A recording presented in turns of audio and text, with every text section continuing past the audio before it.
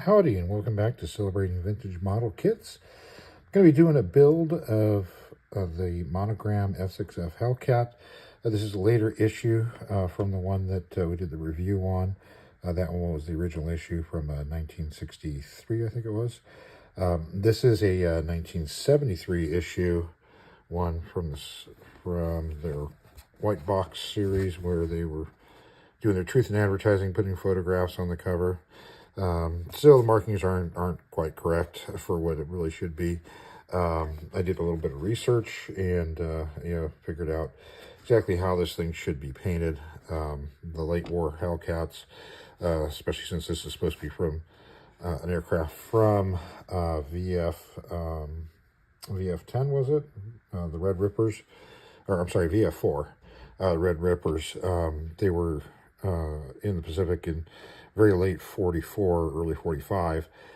So it should be an all navy blue, dark sea blue, including a lot of the undercarriage parts.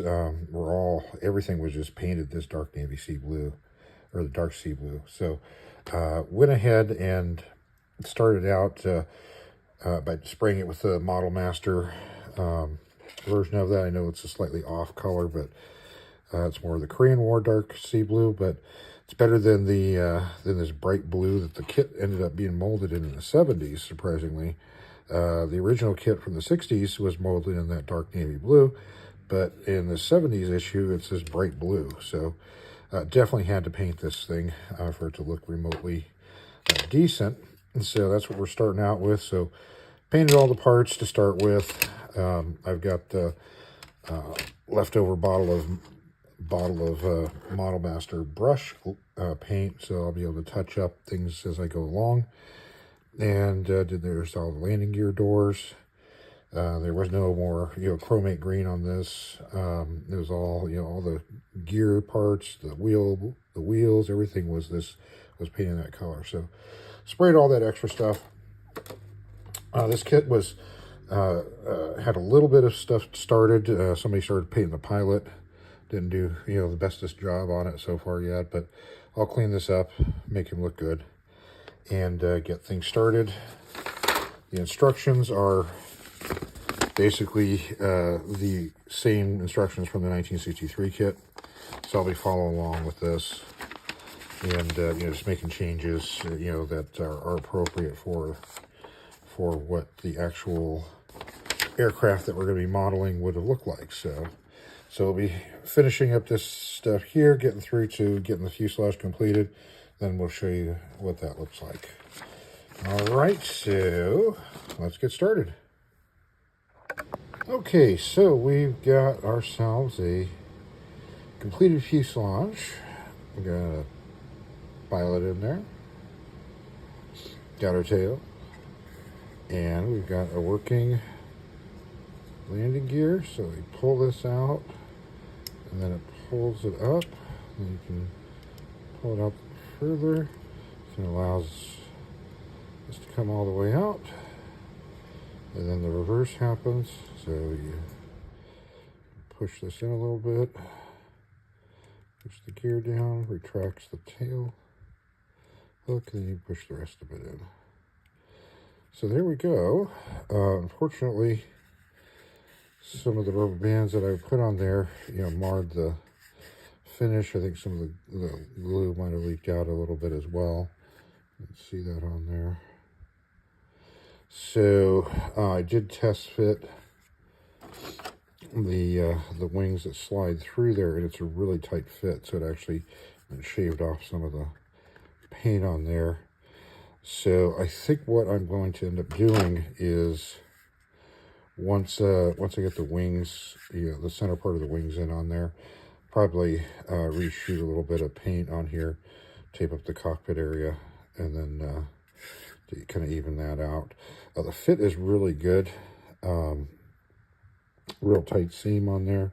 So I think there's a little bit of glue beading, it feels like. So I might run the blade across there, smooth that out a little bit, and then just reshoot a little bit of blue paint on it, get it cleaned up a little bit, and I think that'll work on that. So here's our engine. Did a little bit of dry brushing inside. Doing a lot of looking at reference photos of what the real Hellcats were like, and looks like it was actually black hubs on these as opposed to silver. The crankcase was gray. The inside was all navy blue on these late war F6F5s. So, and then the white hub is a squadron marking, I believe. Matches up to the reference photo for the VF4 squadron. And no striping or anything on the lip of the cowling, so we'll just leave that. So I'm not going to attach this yet. I'm going to save that for the end. It fits really nice and snug, so I'm not too worried about that. And then the next step is going to be getting the landing gear and inner wings together. So assembling this part here and being careful not to get glue in the wrong places, so that way the landing gear does rotate and goes up and down, and then put that in there, assemble that part, put the top part on top, and then glue it together, hold it down. And then that's when be able to slip it in, and I think that's when I will retouch the paint on it. So only difficult part, it looks like, aside from making sure not to get glue in the wrong place, is going to be using the heated end of a knife to melt the axle tips on here.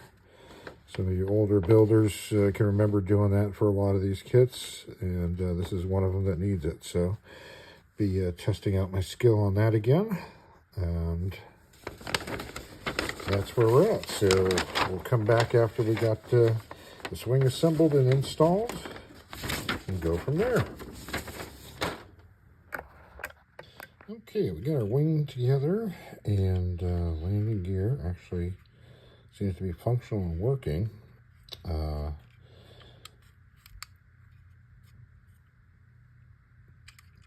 You rotate around and then push them down. I'm not going to do that right now, but so far I've been able to keep the functionality working. These are for the folding wings, will go on there. So what I'm going to do now, since we got the glue's kind of done some blemishing, I had kind of trimmed down the joint across here. I'm going to go ahead and reshoot a little bit of glue on here, kind of clean it up a little bit, and then we'll get to the outer wing assembly and a couple of detailed parts. We got our drop tank ready to go on there. That's going to go there. Our engine looks pretty good for a fit on here. Looks like a really good joint once that's done. So prop still spins, so we're good on that. So we got our wings here. Once we get those ready, got my bombs assembled. So we paint those yellow. So that'll be the next step. So come along pretty good. Okay, so I went ahead and resprayed the fuselage and cleaned up some of the problems that that were showing, and then got some more of the sea blue inside the wing here, and the gear's still functional, which I was worried about, after building it and then painting it again, that it might seize up the gear. It seems to be still functional. Tail wheel goes up and down. The rester hook goes in and out, so we're good on that. And painted up the inside here. And then the next step's going to be to put the wings onto the wing folding. So those I still have working. The little tabs. Pull them out again. So that's the wing folding mechanism here. And rotate, and then the wing folds back on it. So that's still functional after getting painted, so that's good. So now it's time to put the outer wing panels on, left and right, and go from there. Okay, so we got the wings on, still movable and flappy. Gonna let these dry for a bit. And so our next step is going to be the stores. So it looks like our drop tank, our bombs, and gear door covers. So those are, the gear door covers are already pre-painted and ready to go. The drop tank's ready to go. The bombs, I've been putting some yellow on. Man, yellow is just such a pain. Yellow and white are always just terrible colors to paint. So I've got, where are we at? So here's our drop tank. Our drop tank's all good and ready to go. And then here's our bombs with a couple of layers of yellow. So I've got to do a little bit more yellow on those and touch them up a little bit. And then we'll be getting close to decal in here. I'll probably decal it before I put the weapons on. I'm not sure if I'm going to put the rockets. I probably will. I'll probably just spray these white and then touch the tips with red. So we'll probably do rockets. All right, so next up. All right, so we got decals on. Man, they went on pretty well, surprisingly. Only one's got a little bit of ghosting underneath here. This one wing marking. But everything else, the decals were slightly yellowed, so I did put them out in the sun for a few days, and they cleared up really nice, but wasn't sure how well they would actually go down. And with a lot of microsol, they went down pretty good. Pretty pleased with how they came out. And underside. Probably, if I really would have been thinking about it, I probably should have separated this T and the 99. That's where this ghosting is coming in. I don't think it has anything to do with the age of it. I think it's just, you know, that's what happens sometimes. You get this big area of clear. So coming along pretty good. So just add a little bit of touches here and there, and ordnance on the bottom, and we should be good.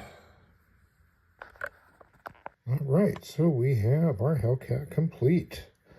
So finished putting all the little details on, did a little bit of weathering, just a little quick job on it. This isn't a Model Master Contest winner here, but just kind of give it a little bit of personality. So there we go. Here used a little bit of eyeshadow stuff to create some of the exhaust staining.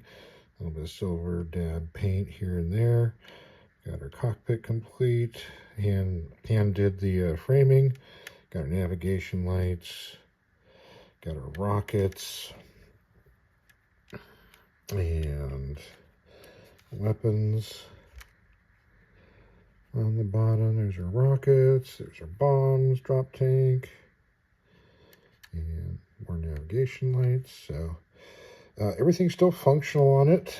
You can pull the tail hook in and out. In fact, you can close the tail wheel, and to get the tail wheel out, you pull on the tail hook, and that pulls out the tail wheel. You can push this back in. There we go. Get that back in. And then we've got the functional landing gear. So you can rotate that around, bring the gear down, which I don't want to do because every time I do it, I feel like it's going to pop and break. So I'm just going to leave it the way it is. And we've got still our folding wings are still functional, which is kind of cool. So you bring it out, bring it down, pivot, and pivot, and pull back. And there we go. And it's supposed to stay. Well, it's not staying right now, of course, because I'm doing this. There we go. So get the wing down. Let's bring this one out. And we get this one out as well. So there we go. We got our Hellcat ready for sitting on a carrier deck. And our prop still spins too. So pretty fun build. If you've never built one of these, I highly recommend doing it. You know, this is the staple of the 60s, 70s, 80s, you know, action-packed, full of fun, and a relatively simple build. With a little bit of extra help, you can kind of detail it up a little bit nicer. Some of the ones that are molded in the real dark blue, you can even go without painting it if you wanted. This particular one was molded in kind of medium blue, so sprayed it over with the dark sea blue to give it the look. But most of them were molded in that dark navy blue color, so you could, you know, just do it without decals if you wanted. And so that's it. So hope you enjoyed seeing a quick build on this guy, and more coming.